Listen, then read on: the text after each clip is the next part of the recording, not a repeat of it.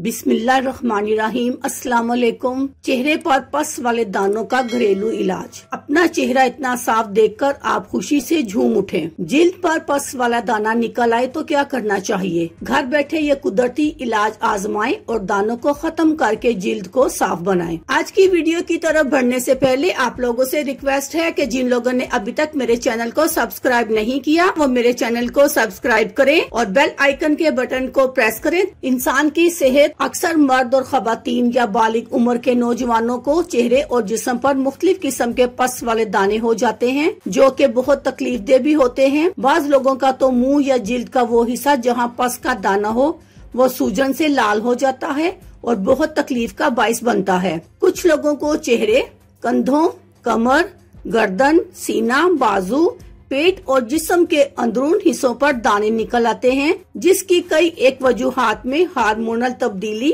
निजाम हाजमा की खराबी, डिप्रेशन या गैर मेयारी ग़िज़ाएं और नाक़िस ब्यूटी प्रोडक्ट्स का इस्तेमाल है। इनको घरेलू नुस्खों की मदद से खत्म करें ताकि जिल्द पर कोई साइड इफेक्ट भी ना हो और इनके निशानात भी खत्म हो जाएं। टिप नंबर 1, नमक में थोड़ा सा नीम गर्म पानी डालें और इन दानों पर रुई की मदद से लगा दें और 20 मिनट तक छोड़ दें। इससे खुद ब खुद अंदर का मवाद निकल जाएगा।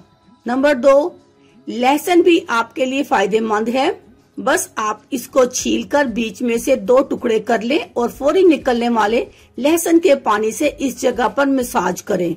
नंबर 3, पुदीने का पेस्ट बनाकर इन दानों पर 2 मरतबा दिन में लगाएं और कुछ देर छोड़ दें। फिर इनको कपड़े की मदद से फोड़ें और फौरी गुलाब का अर्क लगा लें। फिर सादे पानी से धोकर खुश्क कर लें। अल्लाह हाफिज। शुक्रिया।